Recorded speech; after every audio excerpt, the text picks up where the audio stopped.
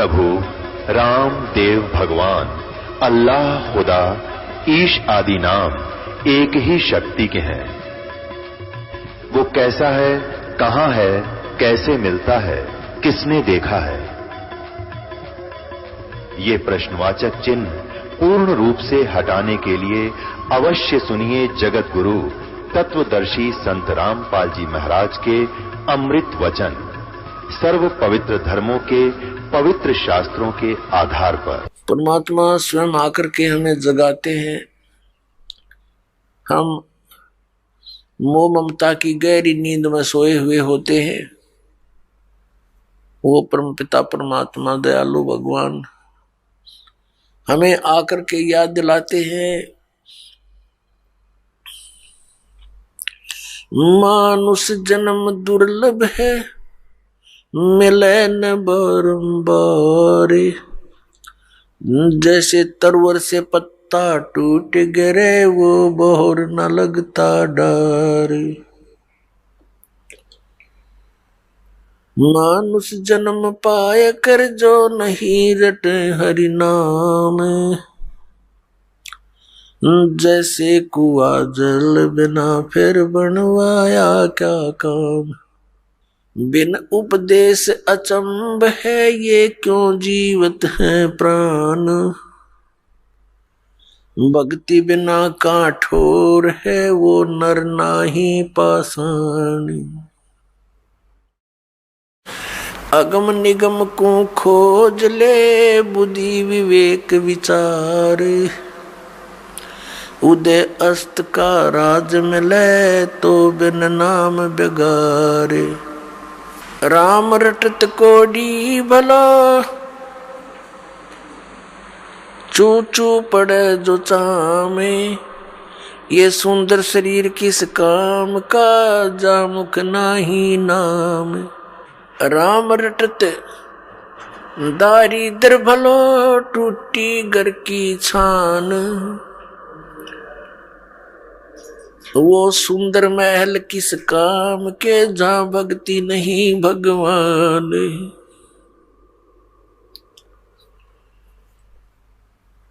राम रटत कन्या बली, साकेट भलो न पूत। जैसे बकरी के गल में गल थना, जिसमें दूध ना मूत।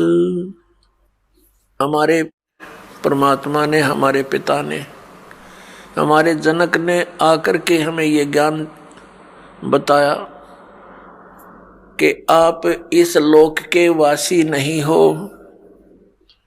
आप यहाँ के रहने वाले नहीं हो। और जिन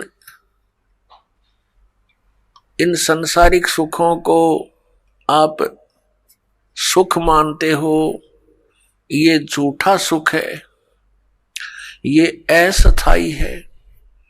आप जी को यहाँ रोके रखने के लिए आपको इतना विवश कर दिया इस काल भगवान ने। अपने तीनों पुत्रों को, ब्रह्मा जी को रजगुण युक्त बना दिया, विष्णु जी को सतगुण युक्त बना दिया, और शंकर जी को, शिव जी को तमोगुण युक्त बना दिया। और इनके अंदर से निकल रही वो तरंग हम सभी प्राणियों को प्रभावित कर रही है।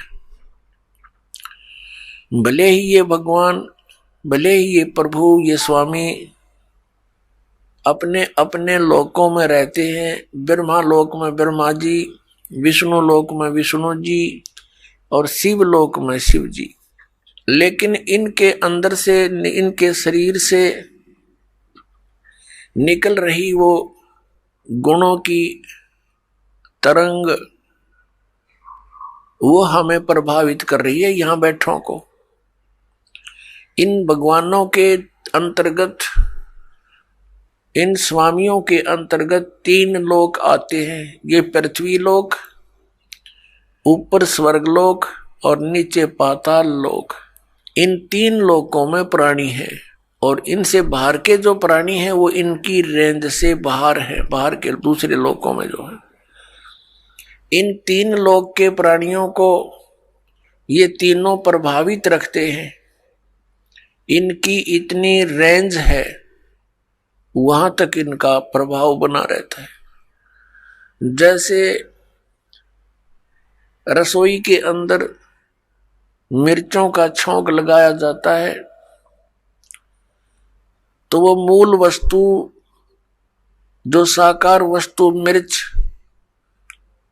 रसोई में विद्यमान है उसका छौंक लगा, उस छौंक से निकली हुई तरंग दूसरे कमरों में दूसरे कक्षों में पहुंची और वहां बैठे व्यक्तियों को भी छींकें आने लगी। अब उनको छींके ना आवे तो उनके बस की बात नहीं, क्योंकि मिर्च का प्रभाव है। और साकार वस्तु रसोई में उसके निराकार गुण ने, शक्ति ने दूसरे कक्षों में बैठे व्यक्तियों को भी प्रभावित कर दिया। ठीक इसी प्रकार श्री ब्रह्मा जी रजगुण युक्त है। जैसे मिर्च को मिर्च वाले गुण से युक्त कर दिया, अब मिर्च तो है ही उसका नाम, लेकिन उसमें गुण भी वही है जो उसका नाम है, तो वो गुण भी और वही है और मिर्च भी वही है। इसी प्रकार ये ब्रह्मा जी रजगुण है तो ये गुण भी यही है, क्योंकि इसी से हम प्रभावित होते हैं। और ब्रह्मा कहो चाहे इसको रजगुण कहो।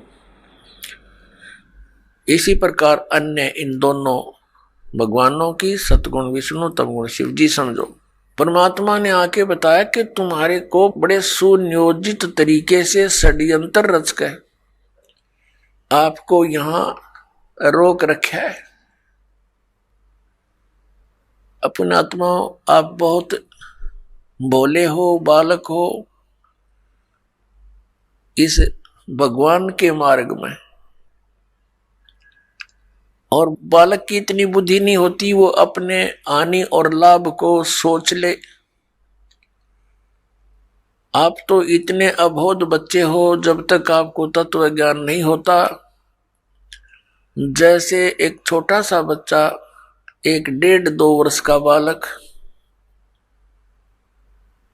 उसको ज्ञान ही नहीं किसी भी पदार्थ का, ये अच्छा है या बुरा है।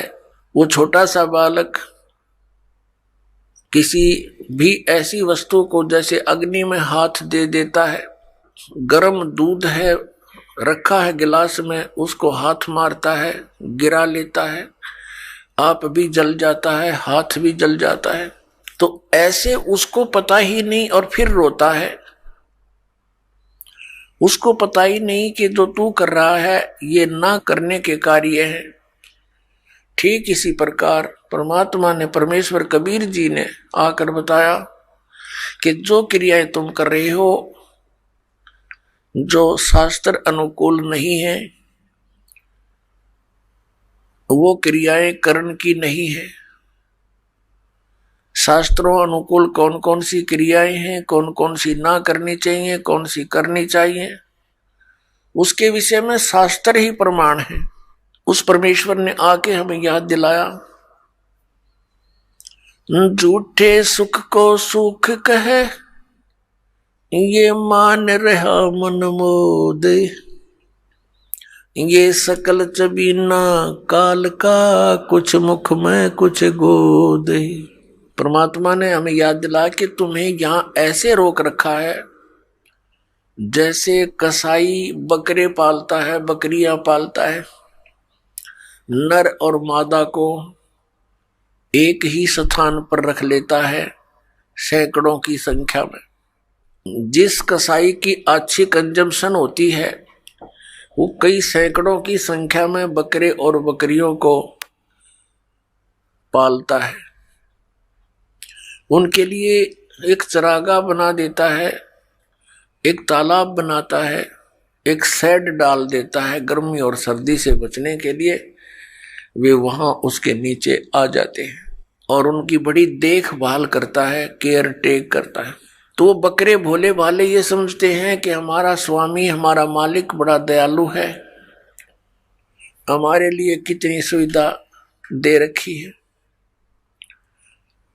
लेकिन उनको ये ज्ञान नहीं कि जब तुम्हारे यहां से वो किसी के बेटे को निकाल ले जाता है, किसी की बेटी को, किसी की मां को, किसी के भाई या पिता को, तो उस समय इसकी दयालुता तुम्हारी बुद्धि में नहीं रहती। तो पुण्यात्माओं, जब वो कसाई बकरों के पास जाता है, वो बकरे उसको नेक व्यक्ति जान के, अपना हितैषी मान के उसकी तरफ दौड़ कर जाते हैं, उसको प्यार देना चाहते हैं। जैसे कोई किसी पशु को संभालता है प्रतिदिन, और वो पशु भैंस या गाय बैल, जब भी वो व्यक्ति उसके पास आता है उससे वो प्यार करता है, उससे लाड करता है, क्योंकि आत्मा के अंदर किए कर्म के प्रतिफल का एक विशेष भाव बनता है।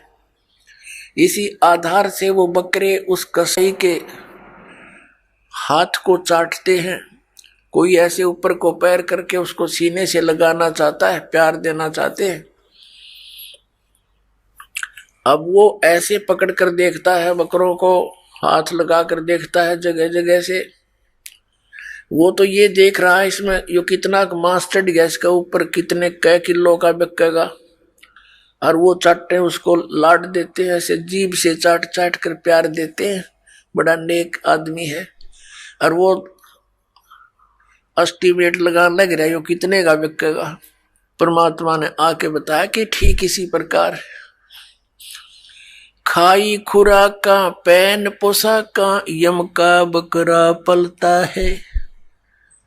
कहते हैं खाई खुराका और पैर पोशाका, यहाँ यम का बकरा पलता है। इस काल के बकरे पल रहे हो तुम। आप देखते हो पीछे से एक श्रद्धालु सत्संग से जा रहे थे, सच्चा सौदा सरसा वाले के पेपर में आई थी, और उसके 6 सदस्य यानी टोटल कुल के कुल सारे मर गए एक्सीडेंट में, एक बुढ़ा बच गया। और हम कई जगह देखते हैं, जैसे एक बार भूकंप आया था गुजरात के अंदर, और सभी व्यक्ति 26 जनवरी यानी गणतंत्र दिवस भारत का मनाने के लिए तैयार थे। सन 2000 की बात है, 26 जनवरी की। ऐसा भयंकर भूकंप आया, 26 जनवरी की छुट्टी थी, कर्मचारी अधिकारी सब अपने घरों पर टेलीविजन के सामने बैठे थे कि आज अपने गणतंत्र दिवस की झांकी देखेंगे। ऐसा भयंकर भूकंप आया, जिन मकानों को, कोठियों को, संपत्ति को बनाने में सारा जीवन न्यौछावर कर दिया, उन्हीं कोठियों के नीचे दब के पूरे के पूरे परिवार नष्ट हो गए। पुण्यात्माओं, इस काल ने आप और हमारे ऊपर इतना प्रेशर डाल रखा है, तीनों गुणों का 3 इंजेक्शन लगा रखे हमारे, ये लगे ही रहते हैं, इनका प्रभाव हमारे ऊपर बना ही रहता है कंटिन्यूसली। तो उसके कारण हम इतने प्रभावित हैं कि हम अपने उद्देश्य को ही भूल चुके हैं। अब विचार करो, जो व्यक्ति उस भूकंप में मर गए या दुर्घटना में मर गए, वो कौन सी क्रियाएं किया करते थे, उनके क्या उद्देश्य थे, उनकी कितनी इच्छाएं थी, और हमारी क्या है, हम क्या सोचते हैं, हम कर क्या रहे हैं। एक भक्त बता रहा था कि मेरी मम्मी बात नोत कर आई थी, 5 लड़कियां थी, जिनमें से 3 का विवाह इकट्ठा ही था। 3 बेटियों का विवाह हो तो उस समय इस मनुष्य के माइंड की नीडल या सुई 100 से नीचे नहीं रहती। कभी उधर सोचा है ये करूंगा वो करूंगा, चिंता ये बनाई रखी है हमारे साथ, इसने लगाई रखा है। बस की बात नहीं, हमारी परंपराएं ऐसी बन गई जो हमें केवल दुख ही देती हैं, सुख नहीं देती। विवाह के अंदर भात नौत का आना, फिर एक विवाह फिर उन भाइयों का शुरू हो जाता है, एक बहन का शुरू हो रहा है। तो इस तरह हम अपनी परंपराओं को, रीतियों को गलत बनाकर भी 90% दुखी हैं। अब वो रोहतक बस स्टैंड पर खड़ी थी, एक बस से उतरी थी, दूसरी का इंतजार कर रही थी और खड़ी खड़ी सोच भी रही थी, क्योंकि जिसके 3 बेटियों का ब्याह हो, जो अनुपदेशी है, हमारे भगत तो अब इस बीमारी और बुराई से कति दूर हो जाएंगे। ज्ञान से होंगे, कोई प्रतिबंध से नहीं होती ये बातें। बच्चों का विवाह भगवान ने कर रखा होता है, या हमारी भूल है बाद में जो ड्रामा बाजी, नाचा कूदी, डीजे बजाना, फंड करना, ये कोरी बकवाद है। ये इस विवाह के समय में, इतने पुण्य संयोग के समय में ऐसे बकवाद नहीं करनी चाहिए। कोई घूटी ला रहा है, कोई नाचे कूदे, ये कोई बात हुई? ब्याह किसी का नाचे कोई, ये कोई सांग होया? कोई अकल हुई? लाडू कोई खावे और कूदे कोई, बता कोई बात है यार?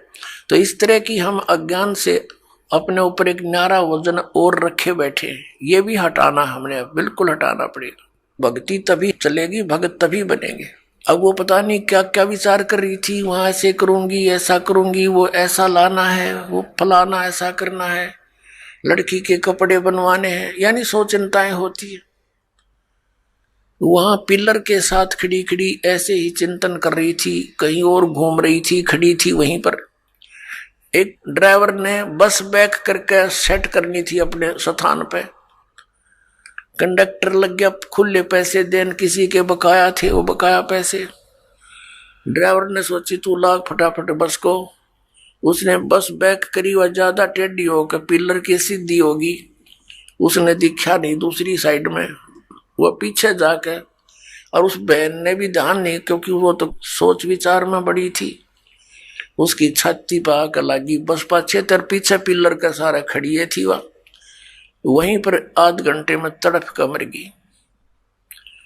अब वो ब्याह भी रह गया, और जो इधर उधर की जो 1 सेकंड का चैन नहीं था, अब वो कहाँ गई? तो पुण्यात्माओं, हम कति बालक हैं, हमें डर नहीं रहा, हमें याद नहीं रहा वो जाने का समय, और जब तक हमें यहां से जाने का समय याद नहीं रहेगा, हम भक्त नहीं बन सकते, हम बुराई से बच नहीं सकते।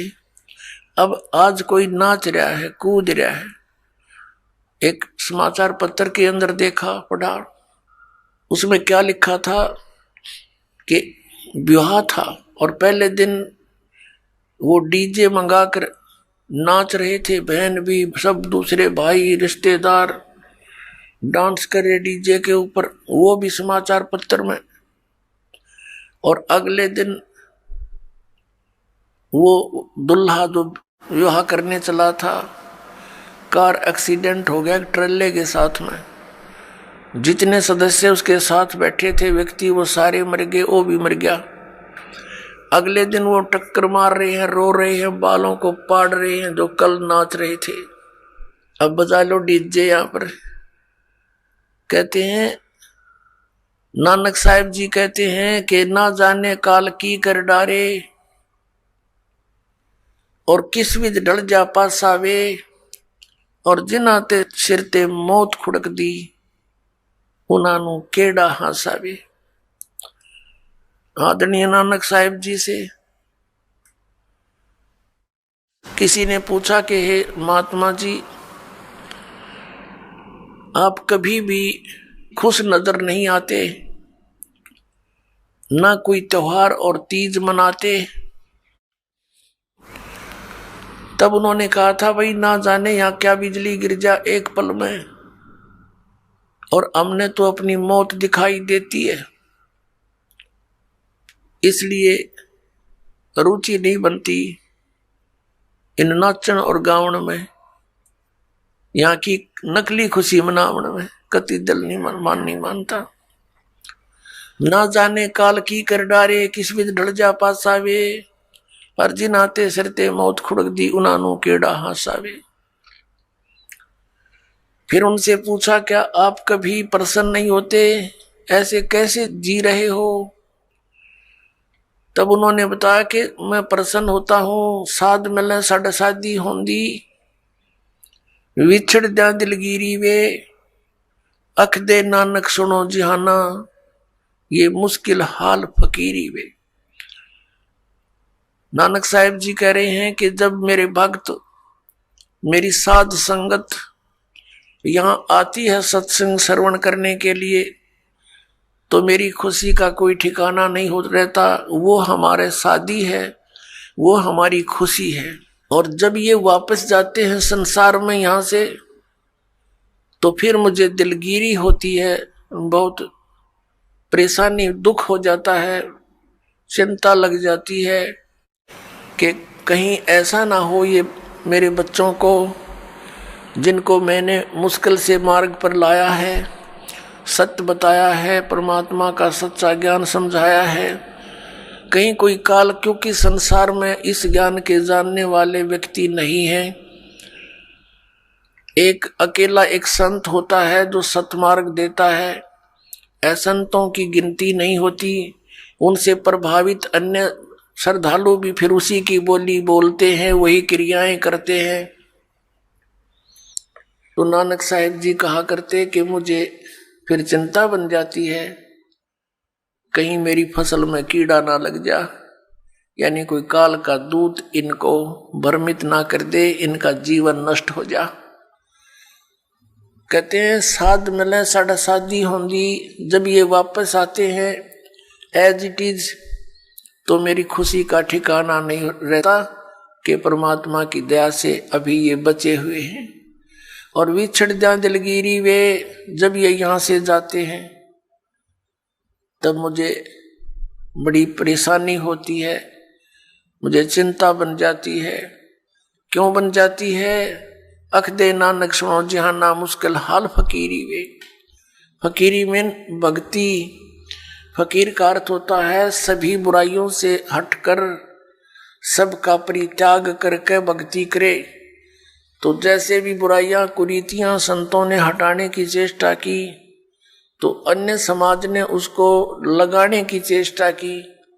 तो जिस कारण से भक्त और संसार के अंदर सदा से ही विरोध बना रहा, क्योंकि संसार की जो रीतियां रिवाज हैं वो काल प्रेरित है, वो यही रहने की है। और संतों की मर्यादा इस काल की मर्यादाओं से हटकर है, वो भक्ति बाधक है। इसलिए अन्य समाज के लोग कहते हैं देखो इन्होंने तो माता धोकनी भी छोड़ दी, इन्होंने तो बाबा श्याम जी भी नहीं पूज रहे हैं, ये तो ऐसे भी नहीं कर रहे हैं, ये तो दिवाली भी नहीं मना रहे हैं, ये कैसे हो गए हैं, इन तो बट्ठा बैठा दिया। एक भक्त बतावा था, कहने लगा जी आज 10 वर्ष हो गए हमने कोई त्योहार नहीं मना लिया। नाम लिया था उसने उस दिन, फिर वो अपने दुख गिनावा था, कह रहा था जी हमने 10 वर्ष हो गए हमारा त्योहार नहीं मन लिया, ना होली ना दिवाली ना तीज ना कोई अन्य। क्या कारण? कि हमारा परिवार है, कभी तो हमारे घर में कोई खुद जवान भाई की मृत्यु हो जाती है, 1 वर्ष उसकी चिंता पूरी होती है, तब तक दूसरा कोई रिश्तेदार निकट में, जैसे बहन का पति मर गया, फिर त्योहार मने नहीं, फिर कोई बिल्कुल साथ में का केताऊ का मर गया जवान, फिर ऐसे फिर लड़का मर गया। 10 वर्ष हो गए हमने त्योहार नहीं मना लिया। तो फिर इन त्योहारों को किस लिए मनाते हैं? या तो फिर भी मनाओ, अगर इतने कंपलसरी है तो। ये कहने का भाव ये है, यहाँ कुछ बनाने की जरूरत ना है, यहाँ तो भगवान के गुण गान की आवश्यकता है। और उस समय को याद रखे, ये जाने का समय याद रखे। अब हम कितने मूर्ख बना रखे हैं। ये दास सत्संग करने जाया करता था, तो वहां ऐसे ही भक्तों के साथ हमारे जो एक आध भक्त नाम लेता, वहां पाठ करते, हम 2-3 दिन रुकते, तो एक व्यक्ति जैसे ही बुला लेते, जी आज उस ज्ञान समझ लो, वो बुला ले उसको, वो बैठ कर लगा एंड बैंड बोलन। कहते भक्ति तो अपने मनमय होती है, गुरु बनाने से क्या भक्ति होती है, ले कर दे दे और करके खा ले, बस यही सब कुछ होता है। काफी ऐसी ऐसी बातें करता रहा, समझाने की चेष्टा की, नहीं माना, क्योंकि उसका 10-15 किले एकड़ जमीन थी, अच्छा ट्यूबवेल ला रखा था खेतों में, तो उसने फिर क्या जरूरत थी, क्या आवश्यकता समझा था वो भगवान की। युवा शरीर था, काफी समझाने की चेष्टा की, एंड बैंड बोलता रहा, उठ कर चला गया। खान पीन की उम्र है और भी अब फांसी लगा रहे हो आप, बीड़ी नहीं पीनी, शराब नहीं पीनी, मांस नहीं खाना, नाचना कूदना नहीं है, यूं कह घर उठ कर चला गया। और कहता है कि भक्ति तो बुढ़ापे में करया करें, वृद्ध अवस्था हो जा। तो उसको बता भी बुढ़ापे में भक्ति कठिन हो जाएगी जब पहले से स्टार्ट ना हुई था, क्योंकि बुढ़ापे में तो फिर सारी ये आपदाएं आती हैं, कभी आंख बनवानी, कभी दांत पड़वाने, कदे पिंडी भड़के, कभी सिर में दर्द, और बड़ा परिवार हो जाता है, कदे कोई बीमार, कोई किसी की मृत्यु, वह सारी उस वृद्ध के चोट लगा करे। और कदे खांसी सतावे, कदे और 100 समस्याएं हो जाती हैं, उठ के बैठा जाना, और क्या पता वृद्ध अवस्था तक प्राणी जीवित रहेगा कि ना रहेगा। तो भक्ति के लिए तो संतों ने बताया है, सदग्रंथों में भी यही लिखा पाया है कि भक्ति के लिए जब भी बच्चा 3 वर्ष का हो जाए, बोलने लग जा, 3 वर्ष के बालक को उपदेश दिला देना चाहिए, जैसा भी करे वो थोड़ा बहुत करता रहेगा। क्योंकि घर में जब चर्चा चलती है, मंत्र चलेंगे तो वो भी बोलेगा, अपने आप बोलता रहेगा, बच्चे को ज्यादा असर होता है, प्रभाव बनता है। तो 3 वर्ष तक बच्चा माता पिता के आश्रित होता है। माता पिता ने दीक्षा ले ली, मर्यादा में रहेंगे, तो परमात्मा उनके उस स्तर के बच्चों की भी रक्षा करेंगे। और फिर उन बच्चों को नाम से जोड़ देना चाहिए। तो फिर क्या देखा, 1 महीने के बाद फिर उसी गांव में, नगर में जाने का परमात्मा ने संयोग बनाया, सत्संग था। तो दूसरी बार जब दास गया, वहां पता चला कि वो व्यक्ति जो यहां वाद विवाद करे था, वो उसकी मृत्यु होगी। और मृत्यु भी कैसे होगी, कैसे हुई, बड़ी दर्दनाक तरीके थे। उसका अपना एक कुआं था, इस साइड की बात है, बाडड़ा साइड की, हरियाणा की। उसका अपना एक कुआं था, उस कुएं में नीचे जल था, कुएं में से वो ट्यूबवेल चलाते हैं, तो सारा दिन ट्यूबवेल चलाया, पानी कुछ नीचे चला जाता है, वो पानी नीचे चला गया कुएं का। और वो स्नान करने के लिए वो क्या करता था, उस कुएं में ही उसने नीचे पत्थर की पैड़ी सी लगा रखी थी, उन पर बैठकर स्नान करता था। जब कुएं का पानी भरा होता था तो वो ऊपर की पैड़ियों पर बैठकर वहीं नहा लेता था। और फिर क्या, उस दिन पानी गया, नीचे उतर, और उसने सोचा इस नीचे वाली पैड़ी पर बैठकर नहा लूं, और दायरा कम से कम 5 फुट नीचे। उसने ध्यान किया नहीं, वो नीचे जाया तो उस पैड़ी पर काई लगी हुई थी, पैर फिसल गया और कुएं में गिर गया। उसने चेष्टा की पैड़ी को पकड़ने की, वो उसके हाथ की रेंज से बाहर होगी और उसके अंदर वो डूब कर मर गया। सारी रात ढूंढते रहे उनके घर वाले, बच्चा आया नहीं, कहाँ गया, कैसे है। खोजते खोजते सुबह देखा तो कपड़े और जूते बाहर रखे हैं, अंदर कुएं में मरकर ऊपर तैर रहा है। जब उसको देखा कि उसके हाथों की ने जो कोशिश की उसने पकड़ने की किसी वस्तु को, कुएं की अंदर की साइड पर पक्की थी वो, उस पर काई लगी हुई थी, उसके अंदर से उसी उंगलियों के निशान गड्ढे हुए थे कि किसी प्रकार पकड़ दो, निशान थे और वो मृत्यु को प्राप्त हुआ। इससे ये ज्ञान समझ में आना चाहिए कि किस आधार से हम इतने फूले फिरे हैं और क्या बकवाद गढ़ते हैं।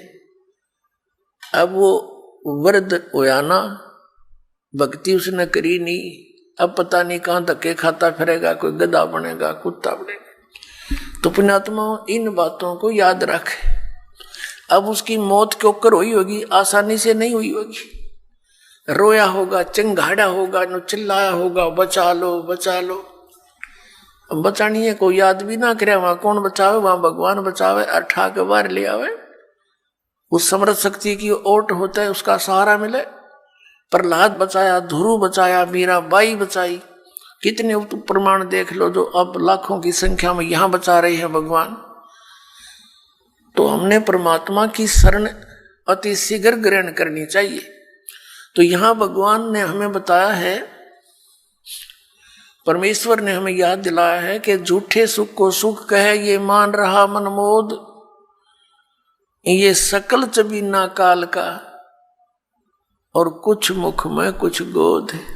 राम नाम कड़ुआ लगे, राम नाम कड़ुआ लगे, मीठे लगे दाम,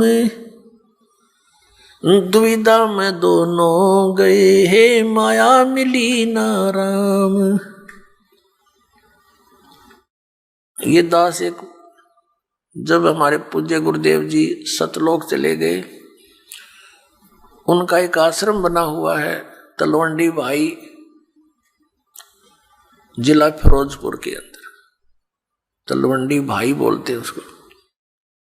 छोटा सा कस्बा मंडी है, वहाँ आश्रम और भी कई आश्रम हैं। बोगा के अंदर एक खन्ना में भी था, एक नजफगढ़ के अंदर थे उनका आश्रम।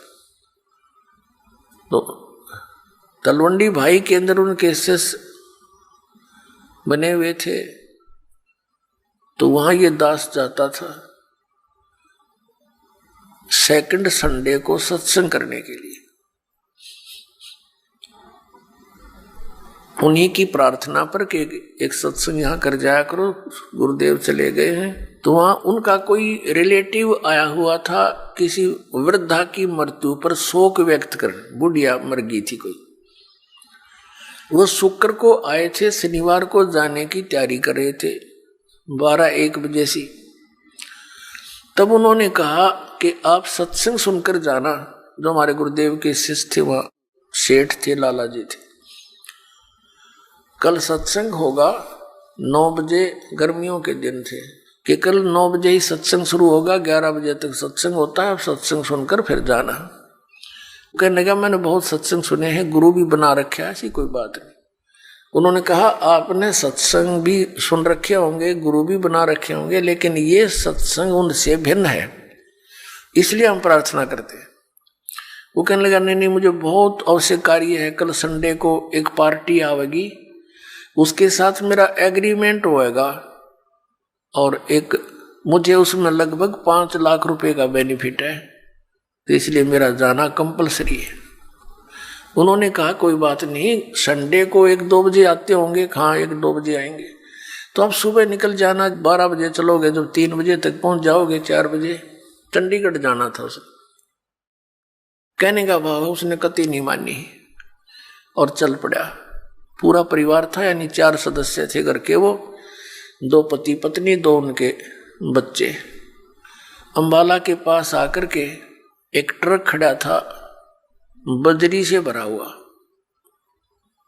और उसके पिछले टायर निकाल रखे थे, जैक ला रखे था, और उसने तो 5 लाख दिखाई दे थे, अनुबंध एग्रीमेंट दिखा था और कुछ ना दिखा।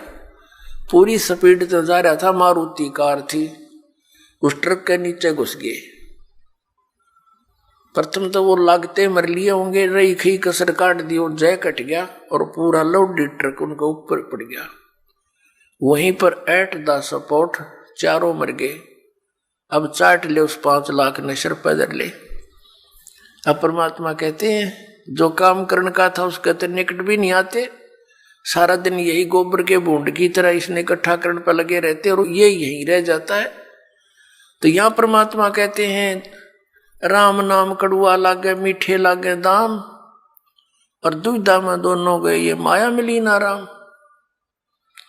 इसलिए परमात्मा हमें याद दिलाते हैं मात पिता मिल जाएंगे 184 माँ, सतगुरु सेवा और बंदगी भाई फेर मिलन की ना।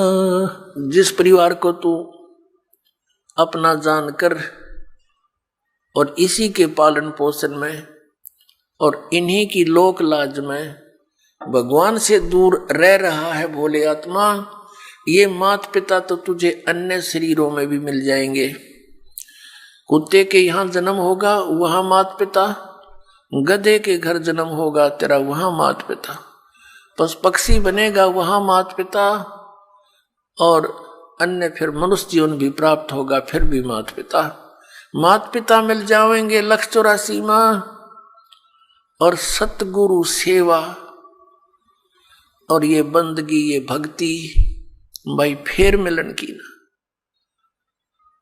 अपरमात्मा फिर कैसी गहरी चोट इस आत्मा का लगाते हैं ताकि या कुछ फड़फड़ी ले ले, कुछ जाग जा, कुछ असर हो जाए इसका कुछ।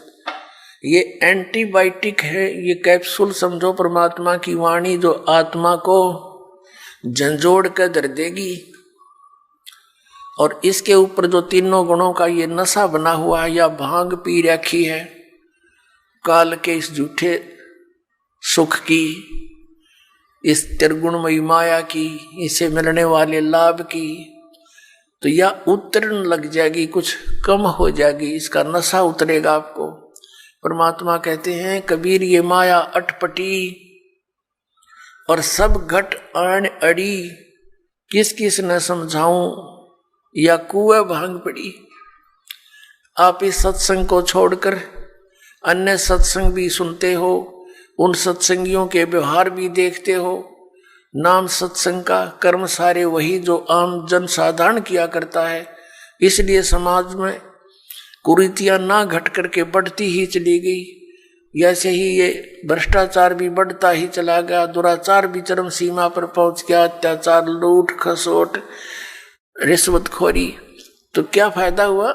इतने संत और भक्तों की गिनती नहीं और असर इतना भी नहीं किसी के।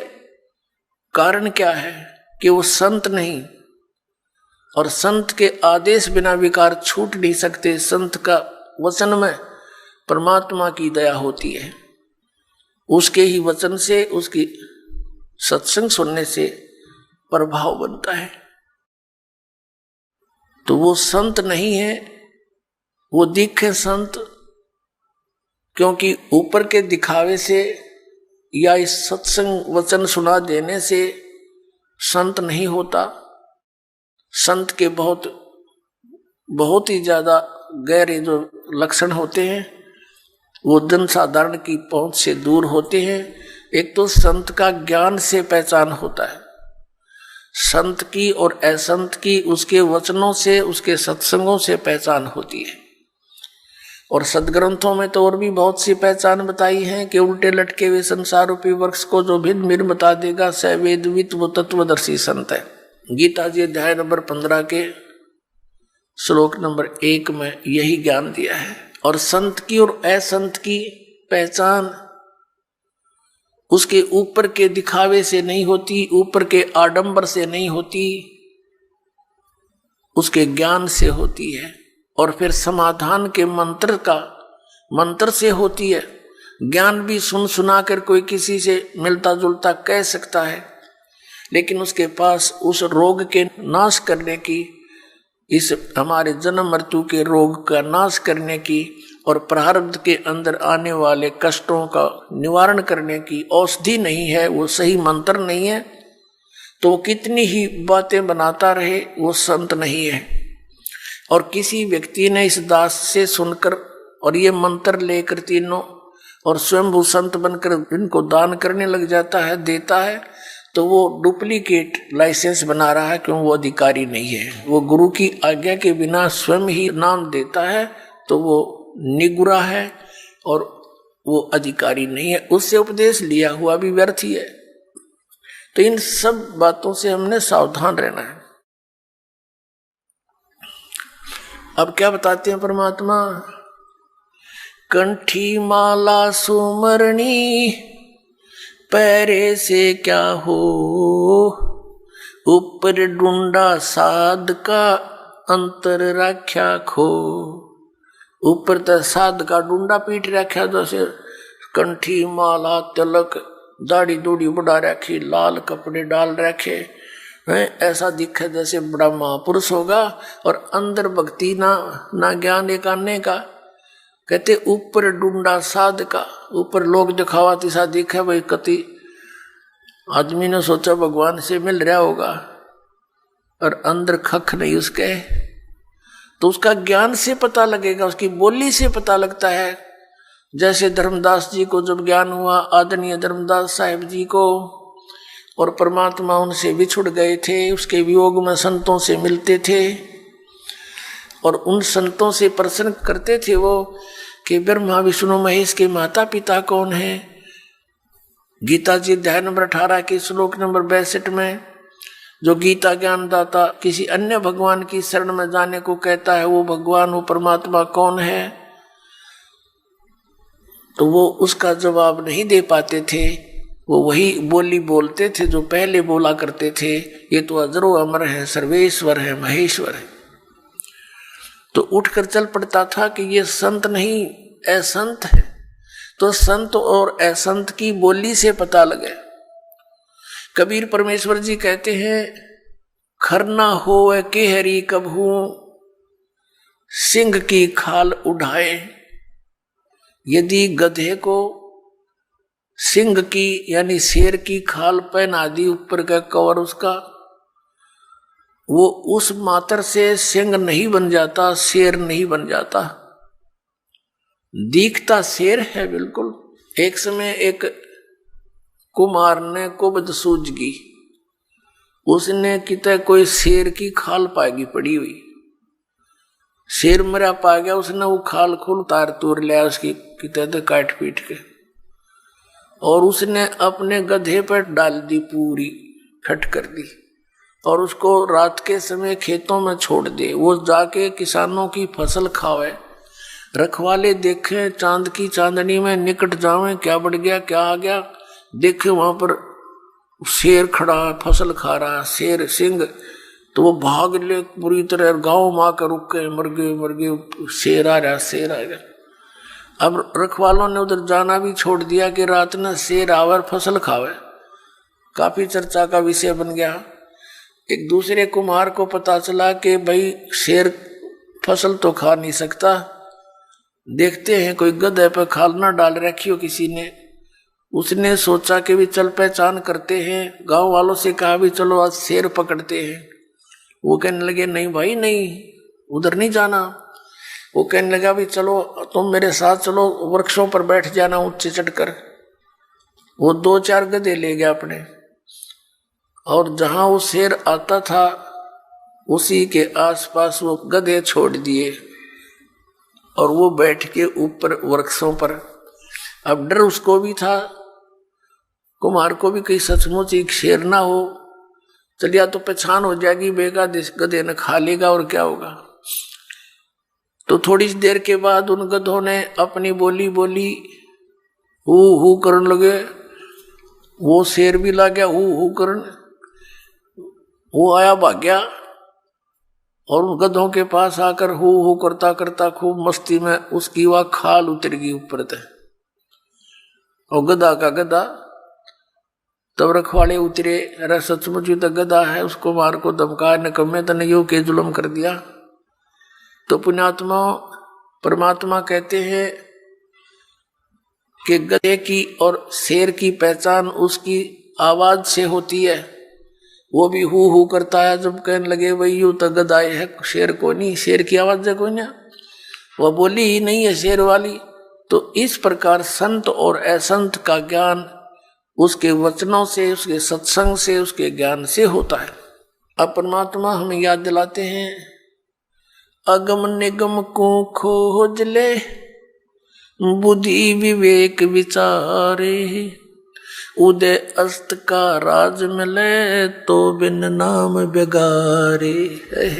अपने आत्मा हम तो ये सोचते हैं कि हमें कोई अच्छी पोस्ट मिल जाए, हमें कोई अच्छा राज पद प्राप्त हो जाए, एमएलए, एमपी, मंत्री, मुख्यमंत्री, प्रधानमंत्री, राष्ट्रपति बन जावा।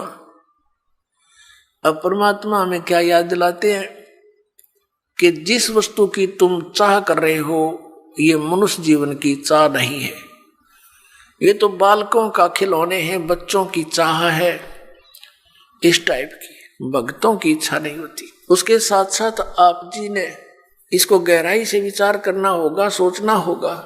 जैसे एक पोलैंड देश का पूरा कैबिनेट, पूरा मंत्रिमंडल जिसमें 96 व्यक्ति थे, एक जहाज में बैठ के, और किसी और अन्य मंत्री कोई मर गया था, उसका शोक व्यक्त करना थे, मुंह काट जावा थे उसकी, और वो उनका वायुयान दुर्घटनाग्रस्त हो गया, 96 के 96 मर गए, जिसमें से 85 तो वो मंत्रिमंडल के सदस्य थे, बाकी वो जहाज वाले कुछ एक दो होंगे।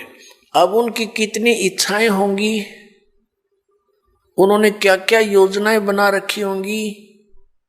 परमात्मा कहते हैं जो काम करने का था उसने स्टार्ट भी ना करते इन बकवादों में जीवन खो दिया, मनुष्य जीवन। आप यहां देखते हो, एक बार हरियाणा के एक मंत्रिमंडल ने शपथ ली, उसके 2 मंत्री एक ही हेलीकॉप्टर में दुर्घटनाग्रस्त हो गए। शपथ ली थी, 2-4-10 दिन हुए थे बनाने और खत्म हुए। ऐसे ही एक मुख्यमंत्री आंध्र प्रदेश का, एक अरुणाचल प्रदेश का, हेलीकॉप्टर में जा रहे थे, आगे उनकी इंतजार में, उनके स्वागत में, उनका माला डालने के लिए लोग खड़े थे अपने स्वार्थवश, और वो दुर्घटनाग्रस्त हो गए। एक की तो 3 दिन में लाश मिली थी और एक की 1 हफ्ते में गीदड़ घसीटे थे उन्हें। पुण्यात्मा, इस तत्व ज्ञान से आपके हृदय में केवल भगवान शेष रह जाओगा जो ज्ञान ध्यान से सुनोगे तो। ये काम करने के मनुष्य जीवन के, अब हम एक परमात्मा से दूर होकर तत्व ज्ञान के अभाव से उस गोबर के भूंड की तरह इस माया रूपी गोबर को इकट्ठा करने में लगे रहते हैं और रास्ते में हमारी मृत्यु हो जाती है। जैसे गोबर के भूंड होते हैं, देखे होंगे खेतों में, भैंस गाय गोबर चौथ कर देती है, गोबर कर देती है, और वो दोनों भूंड और भूंडनी, वो पति पत्नी, उस सारे गोबर ने इकट्ठा कर और बिल में ठोक लेंगे, गोली बना बना के उसको ऊपर का रेत लगा के, कोई पिछाड़ ना ले के रखा है छुपा के, और ऐसे ढोते ढोते मर जाते हैं पशु के पैर तले आके, वो गोबर वही रह जाता दरा दरा। तो ये माया जोड़ जोड़ के बैंक भर दिए, अरे भी गधा बन के सैर सपट्टे करते फिरेंगे, जिनके पैसे लिए ये जैसे राजा लोग हैं, मंत्री है, मुख्यमंत्री, अन्य मंत्री या कोई राजपद पर बैठे हैं, कर्मचारी अधिकारी हैं, ये जनता के टैक्स से मौज मार रहे हैं। आइए अब हम उन श्रद्धालुओं के अनुभव जानते हैं जो जगत गुरु तत्वदर्शी संत रामपाल जी महाराज जी से दीक्षा प्राप्त कर चुके हैं तथा उनके द्वारा बताए गए भक्ति मार्ग पर चल रहे हैं। नमस्कार जी। सत्साहेब जी। क्या नाम है जी आपका? मेरा नाम प्रतिभा दासी है। प्रतिभा जी, आप कहाँ के रहने वाले हैं? मैं गांव शिवानी बोलान, डिस्ट्रिक्ट हिसार, हरियाणा से हूँ। संत रामपाल जी महाराज जी से नाम दीक्षा आपने कब ली? मैंने संत रामपाल जी महाराज से नाम दीक्षा 2010 में ली थी। संत रामपाल जी महाराज जी से नाम दीक्षा लेने से पहले क्या आप कोई भक्ति साधना भी करते थे? हाँ, करते थे। मेरे पापा, मेरे दादाजी थे वो शिवम बाबा जी थे, और पूजा तांत्रिक सब देवी देवता की पूजा, मूर्ति पूजा, और हनुमान जी की तो सबसे बड़ी पूजा हमारे घर में होती थी। आपके दादाजी खुद गुरु थे और आप भक्ति साधनाएं आपके परिवार में जो होती थी, उन सब से आपको क्या क्या लाभ प्राप्त हुए? हमें कोई लाभ नहीं हो रहे थे, बल्कि मेरी मम्मी को उससे हानि ही हो रही थी। मेरी मम्मी को प्रेत बाधा थी, और जब आटा छानते हैं प्रेत में तो भी उसे करंट लगता था, और मेरी मम्मी कोई काम नहीं कर पाती थी, और बहुत भूत प्रेत से बहुत पीड़ित रहती थी। तो आपने बताया कि जो पहले आप भक्ति साधना आपके परिवार में थी, उससे आपकी मम्मी को प्रेत बाधा की दिक्कत थी। फिर संत रामपाल जी महाराज जी के बारे में आपको कहाँ से जानकारी मिली? मेरी मम्मी को सब जगह दिखा लिया था, मेहंदीपुर, सालासर, जितने भी देव देवता होते हैं वहाँ पे सब कुछ करवा लिया था। स्याणे वगैरह भी सारे पूज लिए थे। फिर मेरे दादाजी बोला, आप सभी जगह जा तो चुके हो, आप मेरे कहने से एक बार, मैंने संत रामपाल जी महाराज का नाम सुना है जो बरवाला में आए हुए हैं, आप उनके पास भी जाके देख लो। मेरे दादाजी के कहने से मेरे पापा जी और मेरी मम्मी जी और मैं भी साथ में संत रामपाल जी महाराज की शरण में गई थी। आपने बताया कि आपके घर में प्रेत बाधा थी और दूर नहीं हो रही थी। तब आपके दादा ने आपके पेरेंट्स से कहा कि आप सब जगह घूम चुके हो पर इलाज नहीं हो पा रहा है, आप एक बार संत रामपाल जी के पास जाओ। उसके बाद आपके पेरेंट्स और आप संत रामपाल जी की शरण में गए, तो वहाँ जाने से फिर आपको क्या क्या लाभ हुए? हमें संत रामपाल जी महाराज की शरण में जाने के बाद अनेकों लाभ प्राप्त हुए हैं। जैसा कि सतगुरु संत रामपाल जी महाराज बताते हैं, 7 समुद्र की मसी करूं, लिखनी करूं बनी राय, धरती का कागद गुरु, गुरुगुण लिखा न जाए। इसी प्रकार हमें बहुत सारे लाभ हुए हैं। जो मुख्य लाभ है मैं आपको वो बताना चाहती हूँ। मैं सबसे पहला लाभ तो यही है कि हमें आध्यात्मिक मार्ग प्राप्त हुआ, और फिर दूसरा लाभ ये है कि मेरे को परमात्मा ने मेरे को सलोक दिखाया। जब मैं छोटी थी, लगभग 7 साल की, तब मेरे पापा बोले, प्रतिभा तू मंत्र कर ले। मैं बोली ठीक है पापा जी, मैं अभी नहीं करूँगी, मैं बाद में कर लूँगी। मम्मी बोली तुम भी इसके साथ ही लगे रहते हो, मंत्र कर लो मंत्र कर लो। पापा बोले कोई ना, मंत्र करके ये खेल लेगी। मैं मंत्र करने बैठी जहाँ दरबार साहब होता है उसके सामने। तो फिर मेरे को वहाँ मंत्र करते करते नींद आ गई, और सपने में परमात्मा आए और बोले बेटा श्लोक चलोगे? मैं हाँ गुरुजी। भक्ति किस लिए करते हैं? श्लोक जाने के लिए करते हैं। मैं हाँ अवश्य चलूंगी श्लोक गुरुजी। गुरुजी बोले ठीक है। फिर हम काल के लोक में पहुंचे पहला। फिर वहाँ पहुंचने के बाद काल जो है वो पीठ लगाए बैठा था, और वो बोला मैं जाने नहीं दूंगा। फिर परमात्मा बोले ये मेरा शिष्य है, आप मेरे साथ आई है तो इसलिए जाने दो। उसने अपना जो गर्दन होती है वो झुका ली और परमात्मा ऊपर गई। फिर मैं बोली परमात्मा मेरे को डर लग रहा है, मैं इसके ऊपर भी नहीं चढ़ पाऊंगी। फिर परमात्मा बोले कोई ना, तू कोशिश कर, आ जाएगी। मैं ऊपर चली गई। फिर परमात्मा बोले बेटा ये सतलोक आ गया। हम तभी तक बाहर ही खड़े थे। बोले कि सतलोक आ गया, तुम कुछ खाओगे? मैं हाँ गुरुजी, मेरे को कुरकुरे बहुत पसंद है, मैं वो खाऊंगी।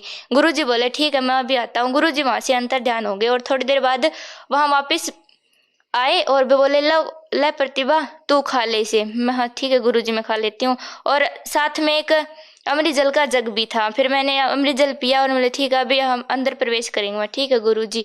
फिर वहाँ एक आत्मा आई और बोली कि गुरुजी ये आपके साथ आई है। गुरुजी बोले हाँ ये मेरे साथ आई है, ये श्लोक देखने आई है, आप इसे पूरा श्लोक घुमा दो। वो बोले ठीक है गुरुजी आप जाओ, मैं इसे घुमा दूंगी। फिर मैं और वो जहाँ कबीर साहब सिंहासन पे बैठे हैं मैं वहां गई। मैंने भी प्रणाम किया, उसने प्रणाम किया, और वो बोली ठीक है चल मैं तेरे को पूरा श्लोक घुमाती हूँ। मैं दूध की नदी देखी, खीर की नदी देखी, वहां पे चॉकलेट भी थी बहुत सारी। फिर वो अमृत जल के अंदर जाके तैर रही थी उसमें। मैं बोली मेरे को तैरना नहीं आता, मैं अंदर नहीं जाऊंगी। फिर वो बोली इसमें कुछ नहीं होता, यहाँ जन्म मृत्यु नहीं होती, तुझे आना पड़ेगा। मैं बोली ठीक है। इतना कहते उसने मेरे को धक्का दे दिया और मैं अमृत जल में डूबी नहीं बल्कि तैर रही थी। फिर मैं हाँ इसमें सच्ची में यहाँ पे जन्म मृत्यु नहीं होता? बोले नहीं होता। फिर मैं और वो बोली चलो तुम्हें मैं तुम्हारा घर दिखाती हूँ। ठीक है चलो। फिर मैं मेरे घर में गई, वहाँ मेरी मम्मी भी थी। मेरी मम्मी बोली ठीक है खाना खा लो आप। मैं और वो खाना खाने बैठे। वहाँ पे भंडारा लगा दिया था। इतने में गुरुजी आ गए, बोला तुम दिखा दिया इसको श्लोक, बोली दिखा दिया। फिर मैं बोली परमात्मा हम वहाँ जो भोग लगाते हैं वो लगाना यहाँ। परमात्मा हंसने लगे, बोले कि वहाँ तो हमारे को कर्ज चढ़ता है, यहाँ कोई कर्ज नहीं चढ़ता, वहाँ यहाँ आपकी मर्जी है, आप लगाना चाहो तो लगा सकते हो, लगाओ तो लगा लो, ना लगाओ, कुछ नहीं होता, यहाँ कोई कर्ज वर्ज नहीं चढ़ता। फिर हाँ ठीक है। गुरु उसने हमारे सबके विधान दिखाए। और फिर मैं बोली गुरुजी मैं अब नहीं जाऊंगी नीचे। गुरुजी बोले तुम्हें इंटरव्यू नहीं देना, नीचे जाके और देते हैं तू भी देना। फिर मैं ठीक, गुरुजी ने इतना कहा और मैं नीचे आ गई। फिर जब मैं उठी तो मैंने मम्मी को सब में बताया, घर में बताया कि मैं श्लोक गई थी।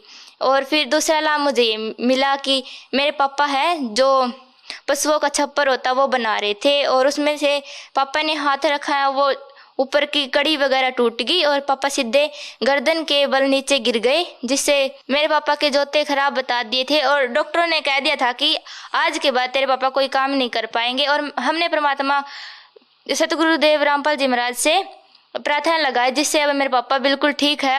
और एक ये लाभ है, परमात्मा ने कहा कि मंत्र करते करते हमें घर से बाहर जाना है और मंत्र करते करते घर में वापस आना है। मैं एक दिन स्कूल में जा रही थी और वहाँ पे एक गाय थी जो बहुत तेजी से दौड़ी आ रही थी, मेरा कोई ध्यान नहीं था उस तरफ, और मैं मंत्र करती जा रही, वो मेरे पास आके ऐसे रुक गई। फिर मेरे को परमात्मा की याद आई कि परमात्मा ने हमें बचाया है।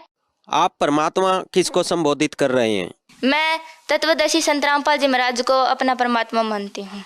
मैं एक लाभ और बताना चाहूंगी, जो लोग बहुत कोचिंग लेके भी NIT कुरुक्षेत्र तक नहीं पहुंच पाते, बहुत कठिन परीक्षा देनी पड़ती है उसके लिए। और अब मेरी दीदी सिविल इंजीनियर बैच में स्टडी कर रही है, जो कि संत रामपाल जी महाराज की दया से ही हुआ है। तो जैसा कि आपने बताया कि 7 साल की उम्र में संत रामपाल जी महाराज जी आपको सतलोक लेकर गए, अभी आपकी कितनी उम्र है? अभी मैं 16 साल की हूँ। यानी कि आप बहुत ही छोटी उम्र से भक्ति स्टार्ट कर चुके हैं, और अभी 16 साल की उम्र में, जिस उम्र में कि बच्चे आज के समय में मोबाइल में गेम्स खेलते हैं या टीवी में कार्टून्स देखते हैं, उस समय में आप इतनी बड़ी बड़ी भक्ति की बातें कर रहे हैं, क्या आपको ये अजीब नहीं लगता? नहीं, मैं देखती हूँ कि आजकल जो बच्चे हैं वो टीवी देखते हैं, मोबाइल में गेम खेलते हैं, अपना टाइम ही वेस्ट करते हैं। और हम संत रामपाल जी महाराज की दया से हमें इनकी और इंटरेस्ट ही नहीं होता कि हम मोबाइल गेम खेले। मैं तो अपने आप पे गर्व करती हूँ कि हम इन चीज़ों से बचे हुए हैं, और जिनके कारण हमारे परिवार में भी बहुत सारी खुशियाँ ही खुशियाँ। आपने बताया कि आपने छोटी सी उम्र में ही सतलोक देखा। संत रामपाल जी से नाम दीक्षा लेने के बाद आपकी फैमिली में बहुत लाभ हुए, और आज आपके परिवार में खुशियाँ ही खुशियाँ हैं। तो जो श्रद्धालु आज आपको सुन रहे हैं, आप उन्हें क्या संदेश देना चाहेंगे? मैं उनको संदेश तो क्या, मैं हाथ जोड़कर ये प्रार्थना करना चाहती हूँ कि मानुष जन्म दुर्लभ है, मिले न बारंबार, जैसे तरवर से पत्ता टूट गिरे बहुर न लगता डार। मानुष जन्म पाए कर जो नहीं रटे हरि नाम, जैसे कुआं जल बिना फिर बनवाया क्या काम। अर्थात मानुष जन्म लाख 84 के बाद मिलता है, आप इसे व्यर्थ ना गुवाए और संत रामपाल जी महाराज से दीक्षा लेकर अपना जीवन सफल बनाई। संत रामपाल जी महाराज जी से नाम दीक्षा कैसे ले सकते हैं? संत रामपाल जी महाराज से नाम दीक्षा लेने का बहुत सरल उपाय है। संत रामपाल जी महाराज का सत्संग आता है कई चैनलों पर, जिसके नीचे कॉन्टैक्ट नंबर लिखे होते हैं। आप उन नंबरों पे कांटेक्ट करके अपना नजदीकी नामदान केंद्र पूछ सकते हैं, और वहाँ पे आपको निःशुल्क नाम दीक्षा दी जाएगी। धन्यवाद जी। सत साहिब।